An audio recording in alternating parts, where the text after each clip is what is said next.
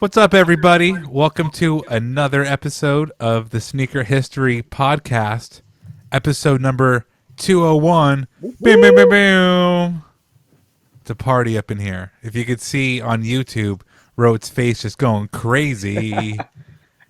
You'll enjoy it. But I'm chilling here with Rohit and Mike. What's up, guys? What up, man? Happy to made another week. We're just making it go around, man. Yep.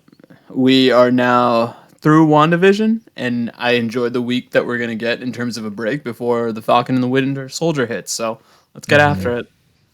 My orange box cutter makes the world go round, I believe is what you're looking for.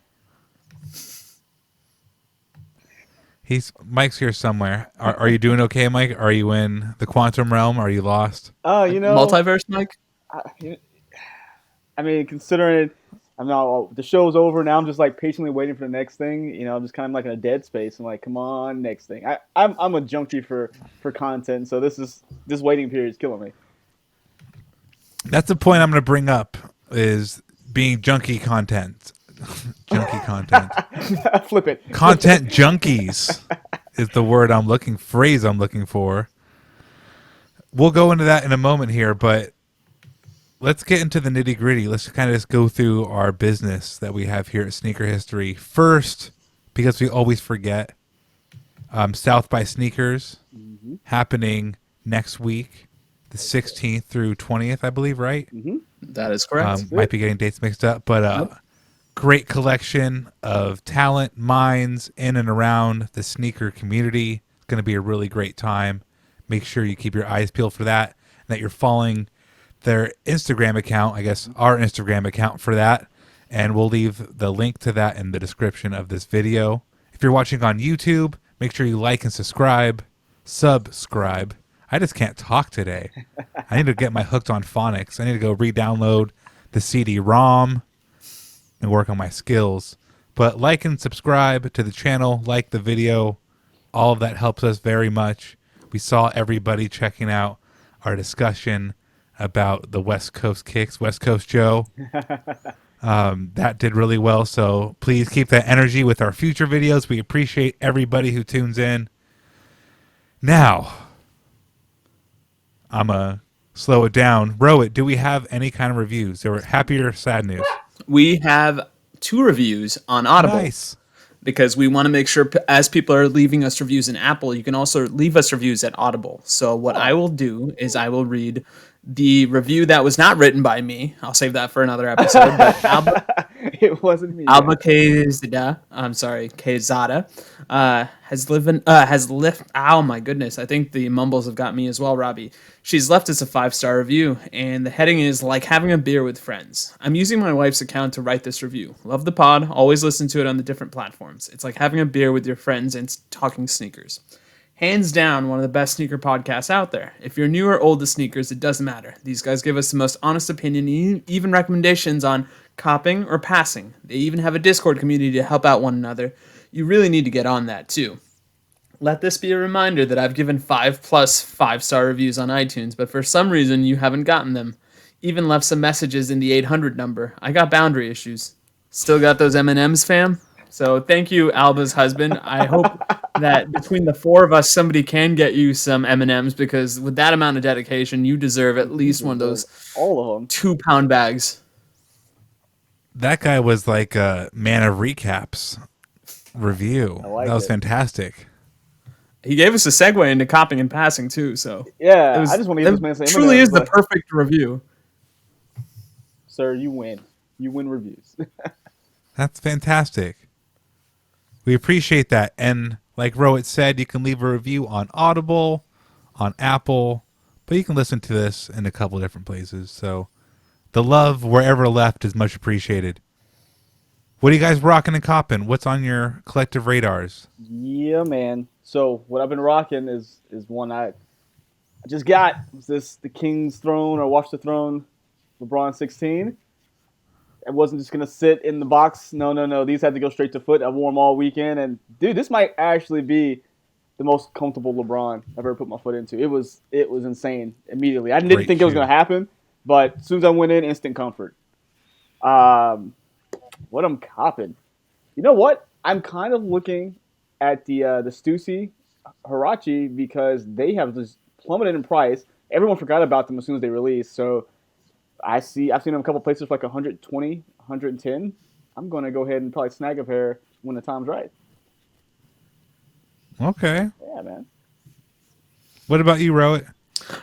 Today I wore my Nike Air Max LD0 Hiroshi Fujiwara because I needed to make that daily trip to the mailbox, and I figured let me stunt on these people that may or may not be watching. Very comfortable shoe. I think we're in Air Max month as well as International Women's Month, so I figured there's that synergy there. And then on a whim, I was like, you know what? We're going to talk about a Marvel franchise. Let me talk about what the greatest Marvel franchise was for me, which was the Spider-Verse movie, and obviously the Jordan ones. And it's been on my list for a while, and I said, yeah, let's see what it goes for right now, because if it's in a certain price point, I think I'll pull the trigger today. It was not even within 200 of the price point, I thought. So that is a shoe I will now only wave in appreciation. I don't know if I'll ever get to buy because we've always kind of talked about how the Jordan ones are having a moment, but beautiful shoe, beautiful movie, and not for me, apparently. Robbie, how about yourself?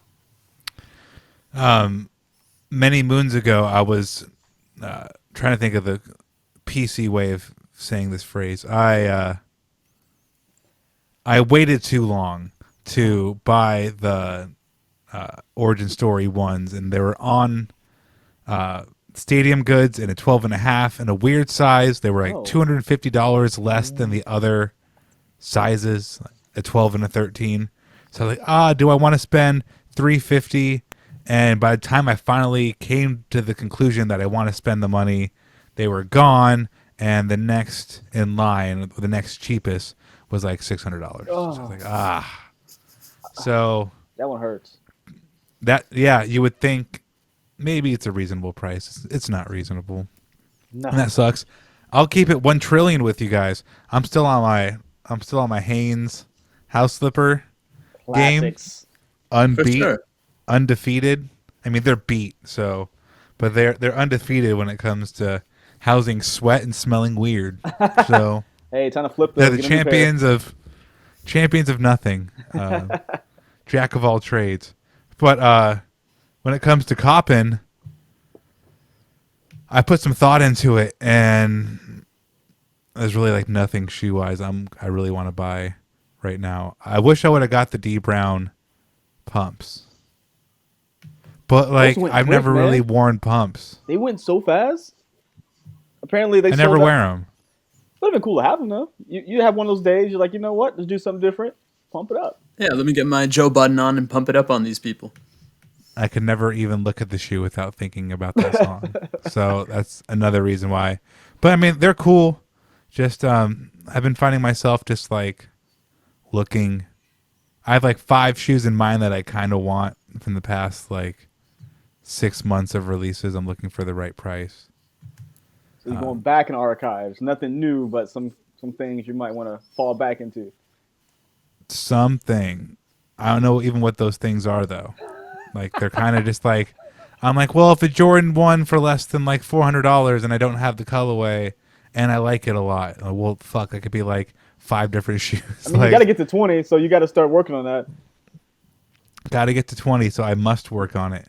The popcorn Air Force One was interesting to me. Clean. Oh, I thought you said corny. I was like, good pun. No, I mean they're buttery, but no, I love that shoe. I hope the leather is as good as it looked in the picture. Well played. There you go. Nothing really on the radar. Of truth of what you're both saying there. Hey. Way to just complete the holy trinity of being corny. Yes.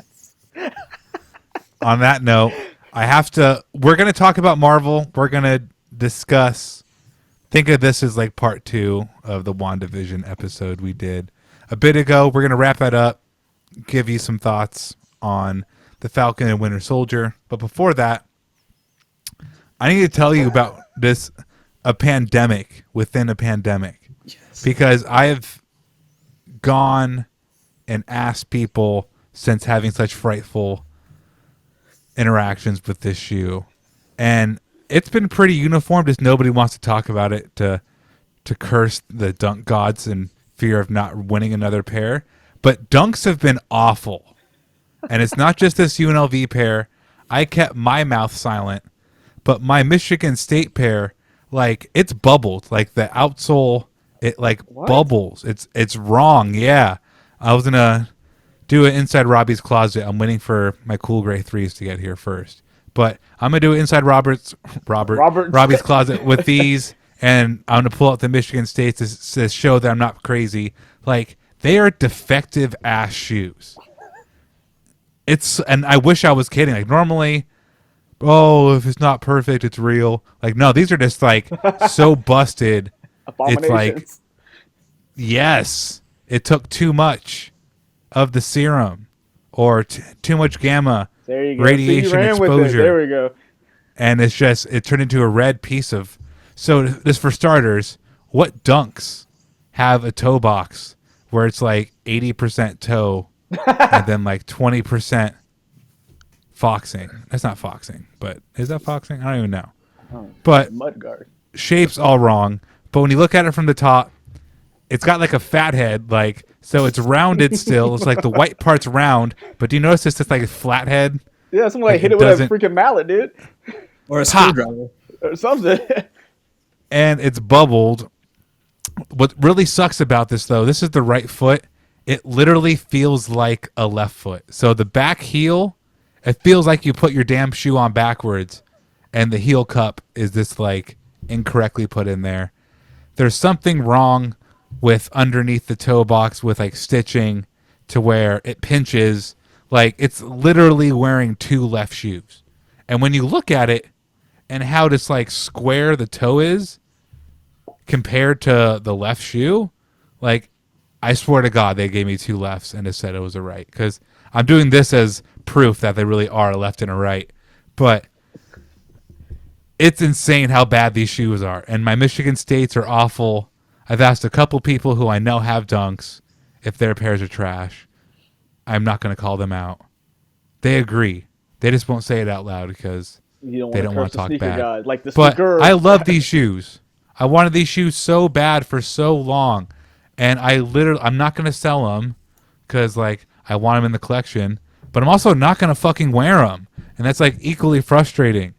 Like, maybe if I take the sock liner out and I put my own insole in there, who knows? Have you just tried, but, like, I know, like, bending them a bit? See if to loosen up the leather? I don't know if the leather's even good enough to loosen up. Like, why don't you just make a shoe good? Hey, I'm right there with you. Make it good like. Ask Joe Dirt. Make it good like. I got a mic right here and a backup mic right here. Test right. Who wants to go?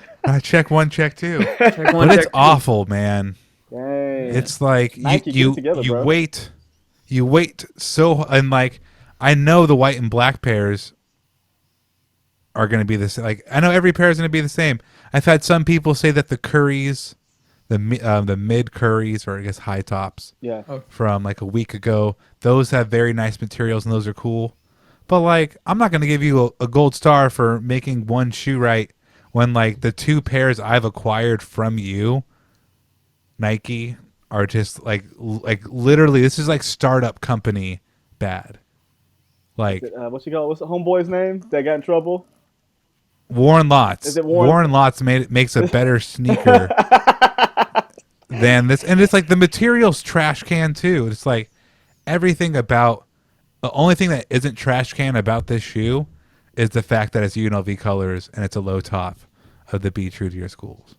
Low tops fit better than highs or mids and dunks, in my opinion. That's the only thing cool. Like, this having a story is why I bought it. Like, if this was any other shoe, I would just return it. But Yeah. our Discord members, they've tried to reach out to Nike about their product. Like, Nike doesn't care. They're going to tell me to return it. And it's like, well, no shit. I'm gonna. I know what my options are, so I'm gonna stick to my option of burning. I could go light $100 on fire and have the exact same turnout as this, but at least I can look at this on my wall and think, oh, my hometown, that's cool. But you can't wear them. It's like literally the worst made pair of shoes I've ever put my foot in. Do you think it's because they're producing more? I won't say mass producing because they're still hard to get, but is it just the pairs that It's have made- Nike. Well, no, mass no. producing. Well, what I was gonna say is like looking at the ugly duckling pack. I haven't owned any new dunks, so I don't know the fits. But would you have people who had those maybe say those fit better when they were more limited, and now they're just like cranking them out to feed the masses? It's hard to say that they're just kind of like whatever, just put whatever out. Nike's been moving units since '85. I that, I got you. What I'm saying is that are they skimping because the dunk wasn't really just it was kind of like a couple years back. No one cared, and now they're like getting a little attention again.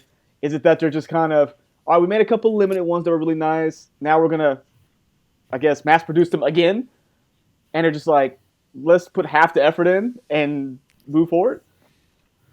Maybe this is what Nike SB was referring to when they're saying these aren't dunks anymore. And they're actually not dunks. There's something different now. This is their subliminal way of saying like.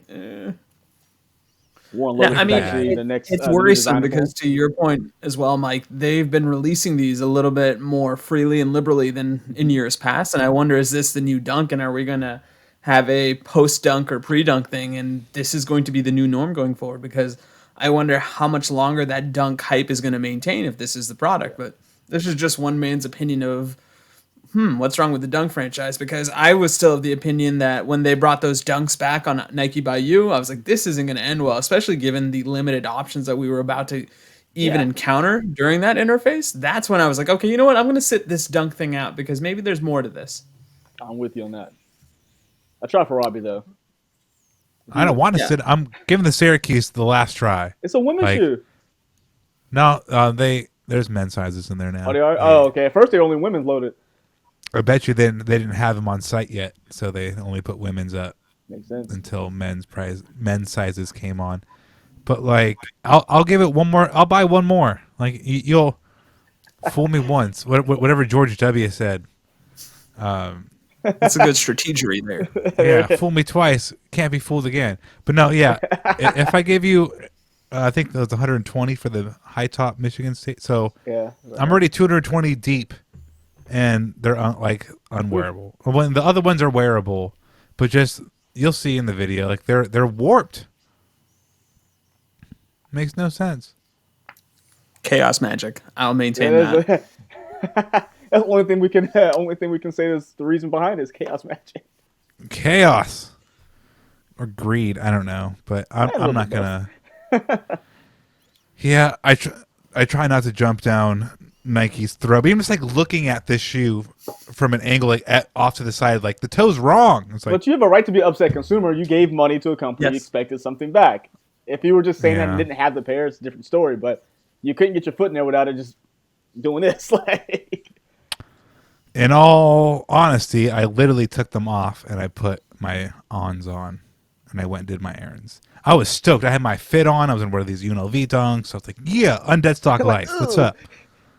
And then I took them off and I put on my goofy ons, which they're fantastic, but compared to a UNLV dunk, they're goofy.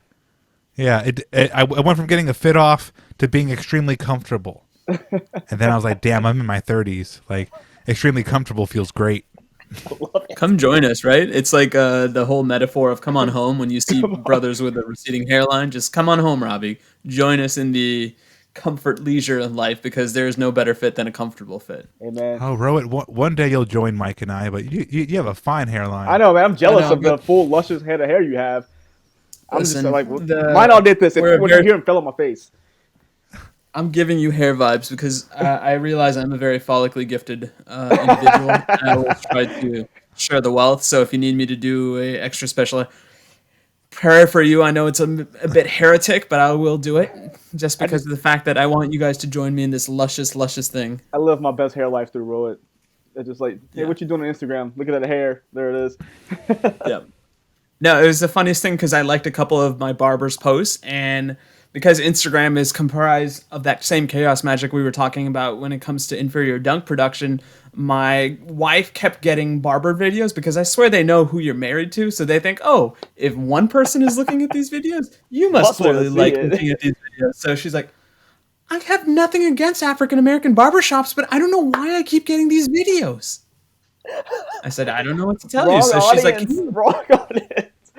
she's like, can you just not like his post for 5 months? And I was like, okay, how about 3 months? So we negotiated it down. And I'm happy to say now she doesn't get those videos anymore, but I feel bad because we have to support all black businesses right now. And I will continue to do that. I just don't want it to possibly affect my wife's Her algorithm Instagram screwed. habits. She just watched the trailer to Coming to America too, and then I just watched the movie. She was like, wait, Eddie Murphy plays all these characters? Has she seen the original one yet? Oh, I've Who? seen it a million times. I don't know who hasn't seen it. No, I didn't know. seen I the didn't know if your wife has seen the original one. No, I think I will probably make her watch it because I think I've held out long enough to not see the sequel, and I hear it's been getting decent reviews. Have you guys checked the sequel out? I literally just finished watching it. It wasn't as bad as the initial reviews were saying. It's not the first one. That's why everybody's kind of nostalgic towards that. But it's definitely watchable and has some moments of laughter. So it's good entertainment. Yeah, I was gonna say I don't think we'll ever get that type of movie anymore, just No, because you of the won't. fact that, knock on wood, we're living in a quote unquote better era now. So there is probably a little more cultural sensitivity when it comes to matters like that. Yeah. But that being said, part of the allure of the first Coming to America was the fact that it was so out there and it was so raw. Pardon the bad Eddie Murphy related pun, but we'd never seen a movie like that before in terms of a national context. So Yep. Oh, you're right, man. What's crazy is like 20 plus years, 89. We're going on 30. I think 89 is when Coming to America, the first one, came 32 out. years now. 32 years between the first and second one. And this is not the first movie. That's definitely a longer gap between first and second, but I think Zoolander 2, Blade Runner. Anchorman 2, Blade Runner. So all these movies, Hollywood, let's just say Hollywood, Silver Screen 2, both movies and TV, try to bring back the same product years later, and it's typically stale, not the same, missing something. Insert negative comment. Yeah. But sneakers, it's so funny how like sneakers, we can keep getting the same dunk since like what, 85? No, 82. That's not the same dunk. That's something different. maybe that's the modern day remake of a dunk. Right? But we can get the same shoe over and over and over again and not bat an eye, thirst for it, want it. Fatigue. And Marvel is a whole different thing because they retcon more than retro, right? They don't really retrocon. They retcon. Like, oh, we did this. We need to turn that back so we can have another comic book line where Cap isn't dead. Whatever situation it might be. Yeah. But you can keep turning out the same thing over and over again, repackaged. Another great example is like Iron Man's origin story being changed throughout the decades to modernize and keep him up to date. I'm sure 20 years from now, there'll be a different relevant Iron Man origin story. But movies like Coming to America 2 wait too long and doesn't really have the same effect. Shoes can retro the exact same thing 30 years later and we still want it. But Marvel, which is like neither and both, can have the exact same thing constantly coming out, but just in different packaging and different stories, and keeps it moving. So I'm going to use that as our segue just to kind of start freelancing our thoughts. So give or take what you think. I'm going to throw this first question out there. Was WandaVision a success? 100%. It set the stage for everything else, and everyone thought this was going to be this will be the fun one that we really have to invest in. This has turned into people are now salivating for March 2022 to come for Doctor Strange because that's the direct tie-in, along with Spider-Man. But you're going to get more of Wanda in Doctor Strange and Spider-Man. So, and with that ending, like this is pretty much confirmed what we talked about in our Patreon episode that Scarlet Witch, Wanda is going to be the foreseeable Phoenix figure for the Avengers / whoever else jumps into the foray of. So you may have Fantastic Four popping up sooner than later. The Eternals are next on the slate. Shang-Chi. This may be that, end game where they have to come together and figure out, hey, what do we do about her? and it set up pretty nicely right now. I think it was a success in a couple different ways. It was fire content. It moved the mythology along, which is, I think, every Marvel fan wants that from every Marvel property, is give us a little bit of a excitement to clamor on, but also answer questions that were set up 5 movies ago that we still don't have answers for. In that tradition, WandaVision gave us a couple questions that we still probably won't see any answers to until maybe multiverse or Doctor Strange's multiverse movie at the earliest, but who's to say? It's also successful in the sense that now Marvel has another offering. So they proved to us that they can make high tops, and now they've shown to us they can do low tops as well, because going forward, what's to say that as a Marvel fan, I prefer a 9-hour episodic season over a 2-hour movie, because I really get to flesh things out. And if we're looking at it from a comic book perspective, TV seems to be more of an adaptable medium. And I wonder, as this pandemic continues to go longer and longer, and Black Widow is going to be the test case, because how are they going to release that?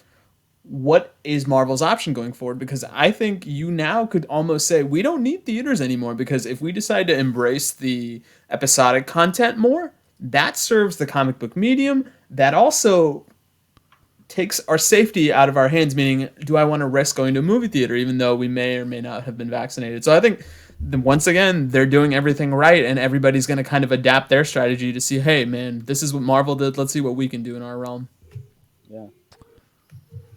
It's a double-edged sword, because I also like the long extended storytelling, but on the flip side, I enjoy getting a whole plot in 2 hours, 2.5 hours, pushing 3, depending on what movie you're watching. Yeah. But I can always read backstory later. I can always be filled in by Russo brother, just stuff during publicity of the movie. You can fill me in there. Like, I don't need to have every single answer. I want to enjoy a plot, set pieces, have my oh damn. I don't want to have to, like, I like waiting every Friday to have a little oh damn, but like having just like, oh damn, Thor's fighting Iron Man and Hulkbuster, that shit's tight. Like having those moments, or like Vision versus Ultron. I don't know why I keep going to Age of Ultron, because I just rewatched it after we talked about it. This movie's bomb. It kept popping up after you in the episode. It kept boop. Want to watch this movie? If we run out of WandaVision talk, let's talk about Age of Ultron, because we did the same thing, and I think the movie's actually done better now in hindsight. But anyway, let's get through Wanda first. But it's just like, I like having not having to wait. Because like there's so many times on WandaVision I'm like, cool, this is going along, but like I want the ride to like go faster, horse, and it doesn't. Well, I think we've gotten used to, because when the Marvel shows were on Netflix, Daredevil dropped Friday at midnight, and I'm sitting there waiting, and I crushed the first, it was 12 episodes. I crushed the first 6 and just keep going. I just have a binge fest for a whole weekend. I think we're getting used to that, but I think these streaming services are trying to make people stay, because they realize that when you have a hit show, people watch it all and then unsubscribe. So now they got you at least locked in for 9 weeks now. So I got you for 2 months of subscription, and hopefully you forget to cancel and just keep rolling with the punches. This guy, genius. Are you Disney Cops, Mike? Are you Disney Cops? Is that what's up? I will say this about WandaVision. Oh, of course. They, once again, have reinvented a genre in a sense, because this is a story about grief. And this is probably the saddest piece of Marvel content we've seen, because ultimately the show is about one woman's handling of everything she's loved ever being taken away from her, whether it's slowly or whether it's quickly. Yeah. And it gives us more of a fleshed out perspective of this character, because ultimately this is a character that will almost always be defined by the tragedy, at least within this universe as we know it to be currently constructed. Yeah. Marvel's ability to make these stories into other pieces of content, and not only keep us involved, because we're Marvel diehards, we're going to go see whatever Marvel thing that there is, but to the wives, the girlfriends, the non-Marvel fans, this is how they get them involved. And they are geniuses, because afterwards, my wife just said, can we please watch Ultron now? Because I keep seeing a commercial for it. I keep having my brother, who's a big Marvel head, also tell me you should watch Ultron because it fleshes out WandaVision so much more, and it's absolutely true. And like I said, I don't understand how they don't miss, so to speak, because I thought Pixar was going to have the longest active streak of, okay, whatever the movie is, I don't know what it is, but I'm going to go see it. But Disney has almost trumped that now by saying, yeah, Pixar, hold our beer. Marvel's the new hotness, and it's the new consistency, which is absurd to say because we're, 30 movies in? Something like that. I don't even know anymore. It's too many to count at this point. I mean, we're going into phase 4, right? Yep. Yeah, so this was I think the great thing about it is not only the show, but this was the first time. Correct me if I'm wrong, but I really think this was the first time we got our taste of Fox-owned properties inside of it, because it's the first time they could use the word Scarlet Witch, because they didn't own that right. They could use Wanda in Age of Ultron, but they couldn't call her Scarlet Witch because of the X-Men rights. So the first time we got that crossover, we got the tease again from the multiverse that we're still not quite there, because it ends up that Evan Peters was playing another character, but I think there's still more to that. But they just like to they did it with Spider-Man Far From Home, with the tease of oh my God, Mysterio, and then they keep doing it because they know we're going to get it eventually. So I like the fact that it's going to pay off and we're going to actually see what happens. But getting into the show, I think it ended well. I know people were going for the Mephisto thing, but I say don't let go to theory yet.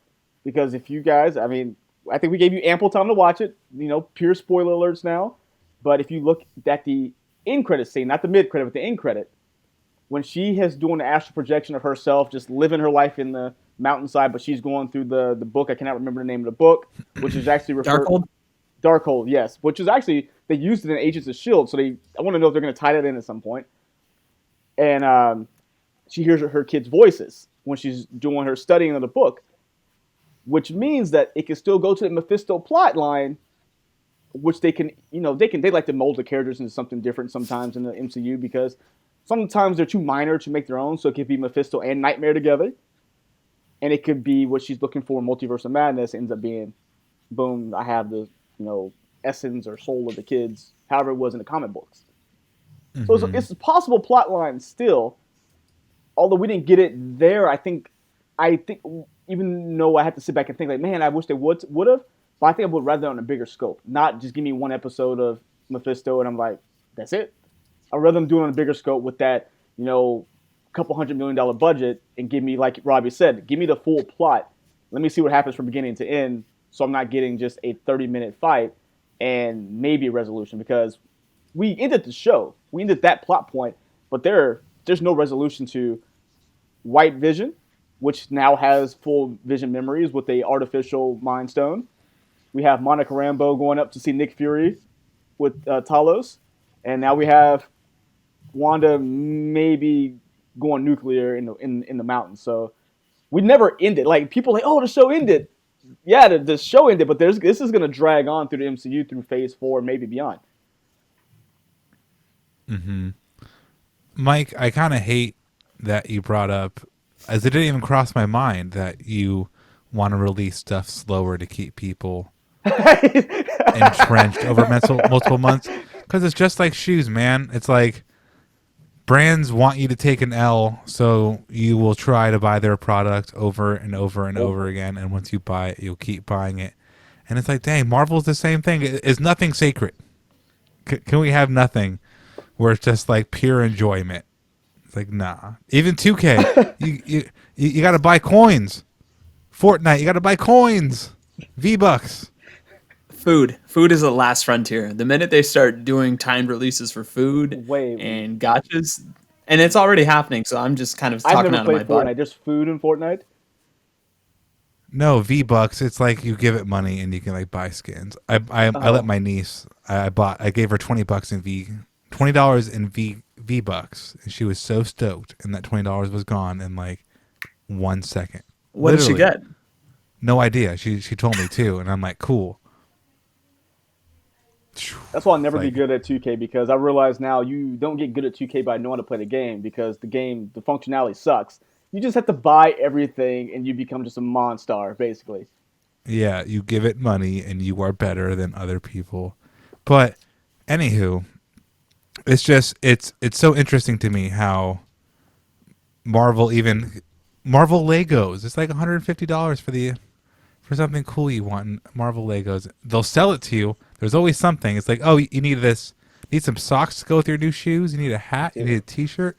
Need some Legos. Need some puzzles. Need some decorative kitchenware to go with your As I Marvel look TV around show. in my office, I'm like, oh, there's so you. many Marvel things in here. They got Yeah, me. man. You got that duvet cover though? Yeah, right. It's called a sham. And it comes with the pillow covers. But question 2, I guess next question. Next question. Is Wanda now a character you like enough to have on your pillow shams or your duvet? Is she a duvet character now? Maybe not to you, but just think about. Yeah, I'm trying to put it in my Multiverse. terms of things. Will I go buy a comic book cover if it has like a really like dope Wanda cover to save as a collectible? Yes. That's my version of that. Was it yes before the show? She wasn't high on my list. I'm not gonna lie because I knew the story and it wasn't like, oh, she's a minuscule character. She has so much back history that it takes forever to sift through it all. She's been retconned a few times through the books, and now they actually retconned her a bit from Age of Ultron just so they could get that Fox property in. But it was just too much to go back and just, research basically. Mm-hmm. For me, no. For little girls everywhere, yes. Because I think at the end of the day, it's that Ray syndrome in a sense.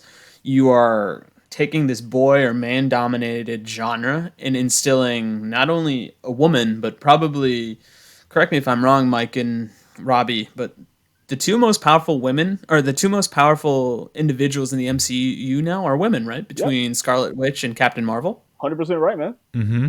Nothing can touch him right now. So, I mean, I think, yeah, and I don't know. I tend to like my characters to be wise ass and smart alecky. So I don't think she's going to supplement Thor. I don't know if she's going to take over, let's say, Spider-Man or Doctor Strange. But just the sheer power of what she's capable of doing is an interesting point where I will be focused in on her because I think she's going to set the tone of the phases going forward, like we've kind of alluded to. But I will use this opportunity to kind of go back at something you said, Mike, because that end credit scene, to me, there's a couple of different ways to interpret it. And I figured I'd have my Marvel Dream Team right here to kind of walk me through what their perceptions of that scene were, because my thought was she's either reading a Darkhold and she's found a spell that has allowed her to hear her kids and maybe she's crafting her kids, or she's reading this and then she hears their kids through something else altogether, and that's the multiverse thing. So that's how I was trying to interpret, like, which one of those things could it be?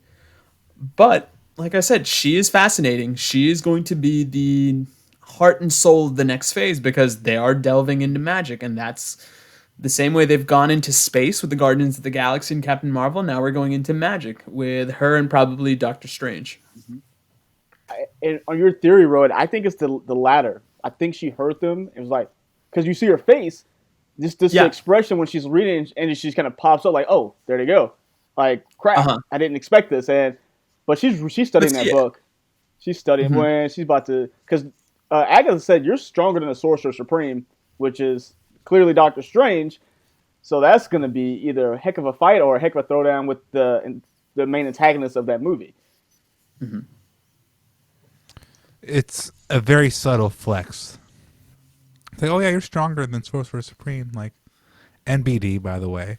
I don't know. I mean, I read it as her just getting. She said before, like the last 5 minutes of the show, I don't know my powers yet. I don't know my powers do yet, but I will. Something like that. Yeah. So her, like, they left it so open ended. The plot threads can go. They know where it's going to go, but to us, we can spend the next year and a half saying, "Oh, where could it go?" 2022. So, Robbie, what about you then? Is Scarlet Witch now a must-see in terms of, okay, if she's there, I'm going to stop everything and I'm just going to dedicate whatever it is that this content needs me to dedicate to watch her, or is she still kind of on the fringes? I like her. I like anybody that can make things go boom. The Hulk's still my favorite, which is like the opposite of Scarlet Witch. But she's up there. I mean, as the roster has depreciated in terms of death and people getting really old and living their best life for a bit. Things change. Yeah. So it's going to be interesting to see where she places once just other people aren't around. Like when you don't have Cap and Iron Man anymore, that's like the two top spots for a lot of people. It's like, well, I guess Wanda's my favorite now. Like the door is open, and I think that's why it's so important to have this show first instead of like Winter Soldier and Falcon, because you've had a couple of outings with those characters. You know Sam a bit more, you know Bucky a bit more, but Wanda and we keep leaving out Vision for the most part. They were just, kind of thrown the bucket characters in terms of how big the ensemble was getting. So letting them come up first right after a lot of other people are incapacitated or gone allows them to slide up and towards the top, which means they can start creating. I know they weren't making Wanda duvet covers. They are now, though. Yeah, I bet they are now. They definitely have. And they have, like, I mean, the internet's just so funny, and like the power of popular media. There's all these like Vision memes, all these memes from the show. It's like, directors are now taught to be like, all right, we're gonna have this angle, and you're gonna make this face, meme, and it's gonna be, we're gonna have everybody on the site. Yeah, I think Drake's extended his career because of the fact that he realizes how memes are so important to today's youth, and I have this weird theory that he comes up with these memes and he's like, okay, how do I build a song around this? Because he's the most memeable rapper there is. Like, that's a lot of his success now, is the fact that he can transcend his songs. So if you're not a hip hop fan or an R&B fan, at least Drake's can give you one fire meme that you're going to be able to multi-purpose use for whatever scenario you encounter. Yeah, well, dude, the Agatha wink, that's going to be here forever. That has been used since the Joe West Coast, whatever his name is. That has been used countless times about, now sneakers aren't going to be backdoor. Yeah. There's that. The Vision Rock homage where he's wearing the black turtleneck and the fanny pack, and I think he's even got a little goatee to him. Yeah, he put like I mean, we saw this with Last Dance. I know we're banned to use that particular meme because I, in particular, probably worn it out. But there is a lot of credence to that theory that all these shows now have to have at least 1 to 2 memes, because that is now the testament to how long they stay in our minds. Because no longer is it "my name is my name" or these iconic phrases. It's just, okay, it's Weebay in the tire shop. Just I took it personally. That is the new important dialogue. So. We've digressed as a species do. so much. We're like, phrases too hard. Give me picture moments. Picture books. They're worth 1,000 words. It totally makes sense, right? True. They are worth 1,000 words. But it's like, E2 Brute? Nah, man, there's a picture of a dude rolling up with a knife behind somebody else. So that's just what it is. I understood that one. Exactly. Who's Brute? Like, what the? Yeah. So, on a scale of 1 to 5, what would you rate WandaVision? 5 being the best. I will give it perfect 4.75. There's always room for a little improvement, but I give it a high score because the formula was perfect. 30-minute bites.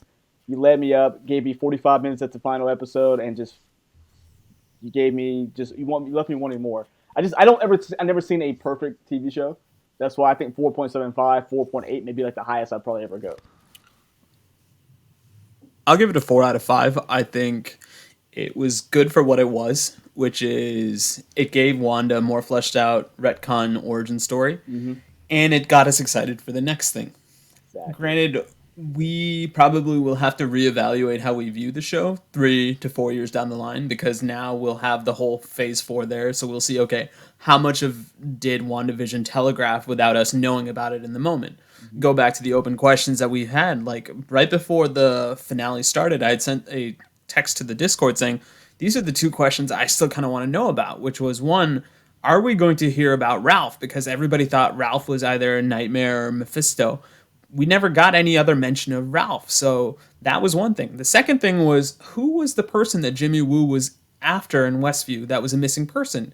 So some people had mentioned, I forgot who it was specifically, but I also kind of agreed with it. Was Ralph going to be the missing person that Jimmy Woo was looking for? Mm-hmm. That may not be the case, but we don't know. It's just, we have been conditioned and trained as Marvel watchers to pay attention to every throwaway line, because you'll have instances of, oh, who's the aeronautical engineer? We all think it's Reed Richards. I just heard about it recently. It was actually the woman that Monica had the different truck built for her as she was trying to go through the hex. That was the aeronautic engineer. But we are just conditioned to obsess over every single piece of detail, just thinking, aha, I knew it. When I called this 6 months ago, when WandaVision was in episode 4, and now it's multiverse, I knew it was that person. I'm a genius. But 4 out of 5 for me.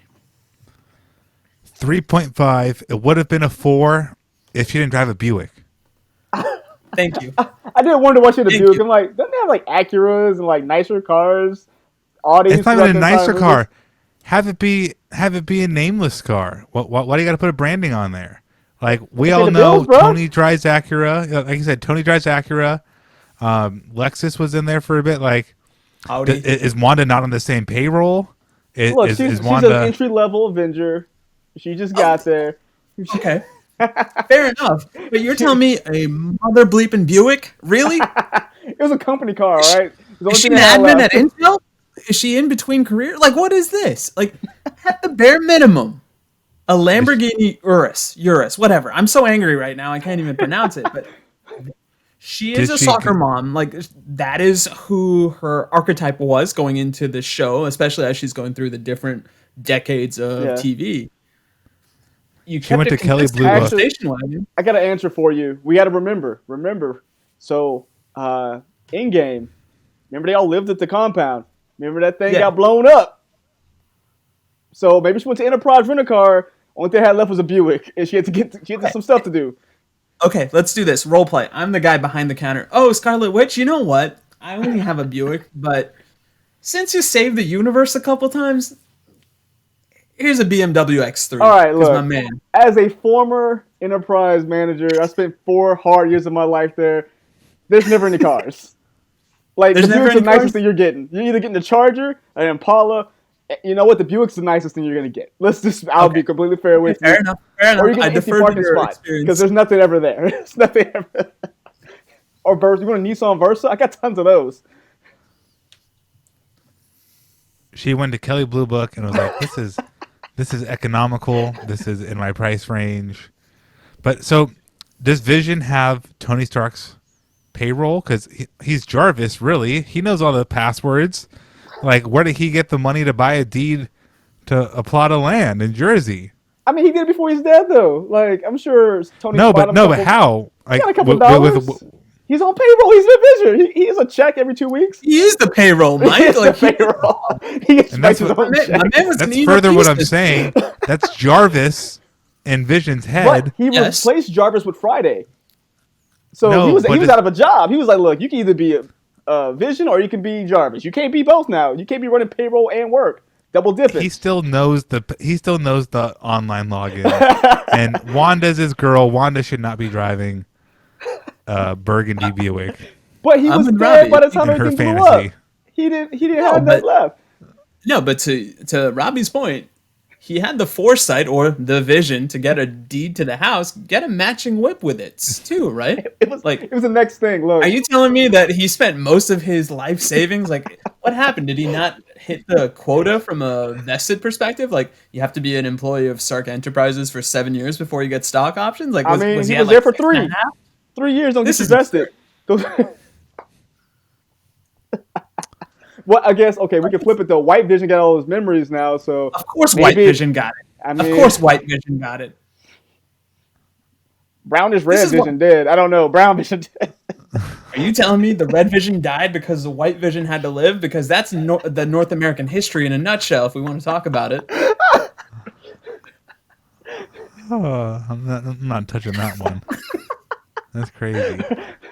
Okay, so speaking of White Vision, when do you think we're going to see him next? Because he went out to go find himself, I don't honestly, I can't think of a good place where they could put him in unless it's like Avengers 5 where he just pops up again. I just wouldn't know where they would insert him in. So, who's funding Winter Soldier and Falcon and Winter Soldier for their show? Like, I think like who's funding them in the sense of who's the show. I mean, like, because Oh. they're flying around, they're doing all these things. They're doing, like, secret agent man stuff. Looks like Sure. 007 things. Like, who's the MI5 or the CIA behind them? Yeah, who's funding their Right. operations? CIA, I initially think. was also hesitant because I thought, were you asking, like, who's going to be the advertiser? Like, are we going to have this conversation? Yes. 6 months down the line about, like, Who's paying for this stuff? I think If it's they're CIA. world. really, Falcon, you got a Ford Focus? He might. No, I would It seems assume like- it's got to be some form of shield or sword, right? Because they're almost trying to do a bait and switch with sword. But the oh my god, Agent Carter's, was it her niece or grandniece, whatever it was? She's in the show, and she works for the CIA now after Shield got disbanded. So either to rebuild the Shield, which Sword is looking real shady right now already. Like Sword's already infiltrated with like terrible people for one outing. So I want to say it's CIA, possibly. Okay. I'll go with CIA because I think Shield is gone. Sword, we don't know that much about them, but I do get a nefarious read off of them. I don't want to derail the show yet again, but I also have thoughts about how Captain America made out with said niece and then went back in time to be with her great aunt. So that's another show for another topic. That's a but whole nother.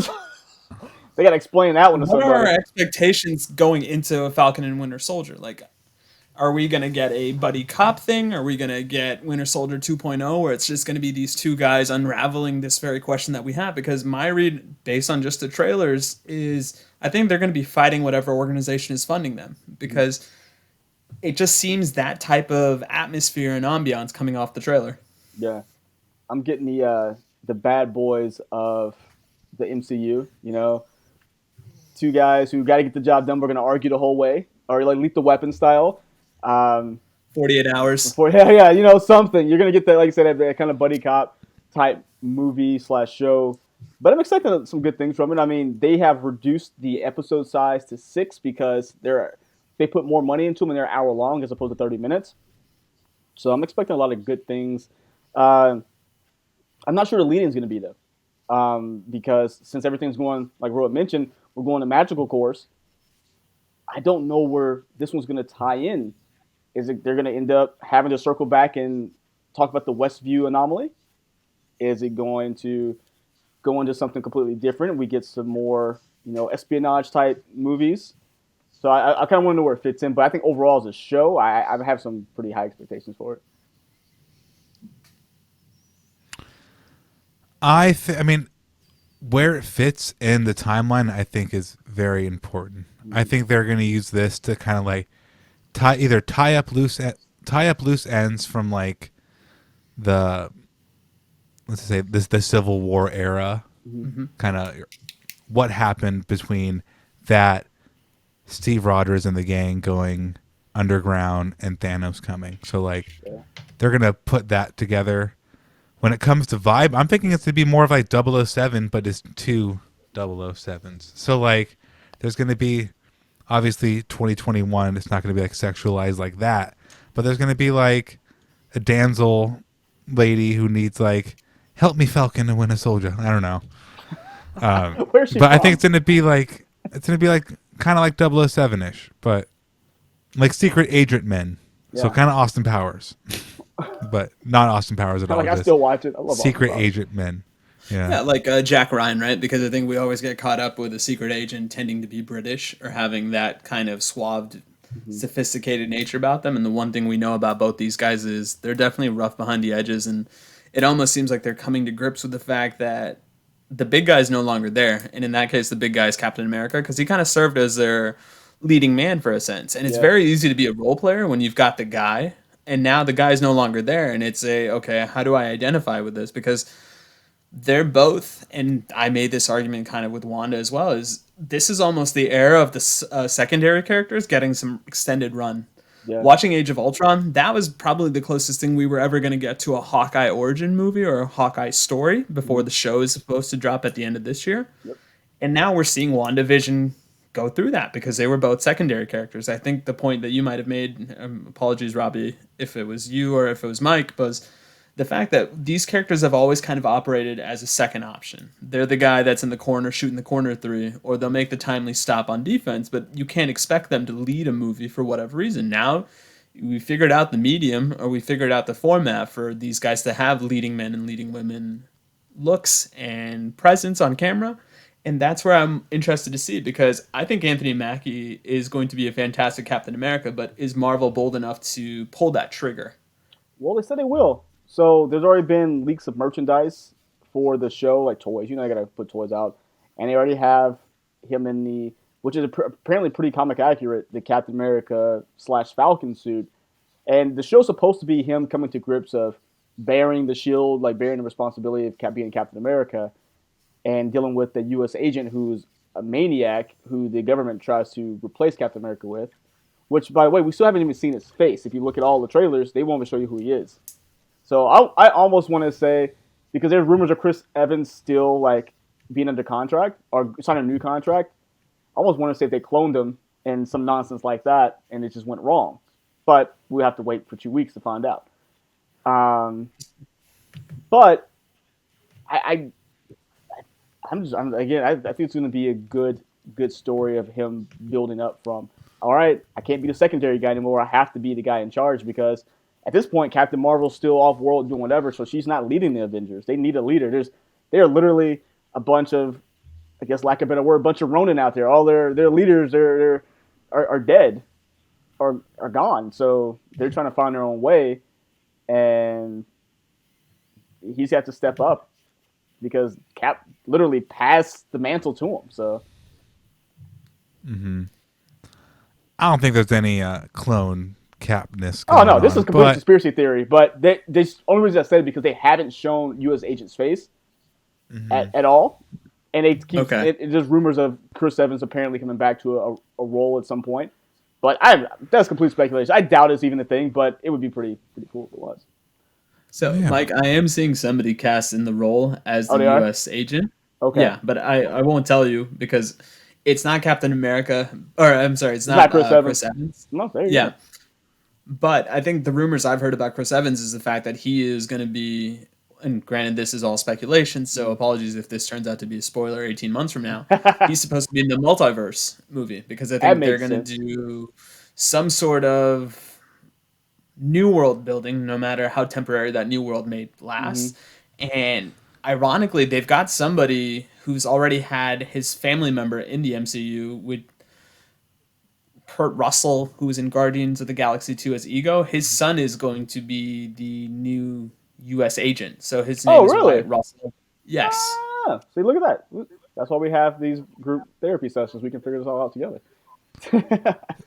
So, also, there is that Marvel What If stuff. And I know Chris is in there. So maybe that's where he... well, he was already filmed that. That one's already been done.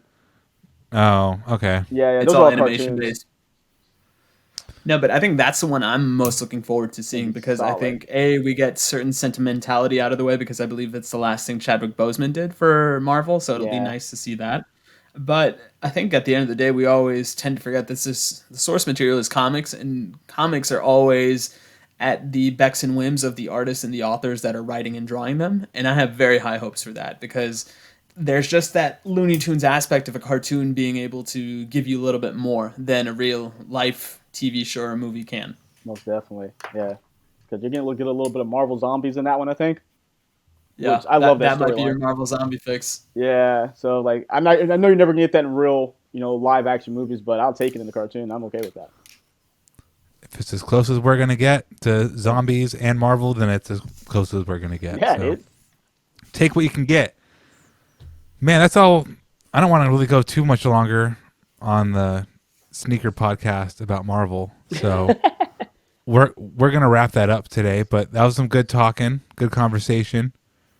Listeners, let us know what you think. If you're in the Discord, I'm sure we have. Well, I know we have a TV movies area, so Come We can join talk us. about it there. But don't be a stranger. Let us know what you're thinking.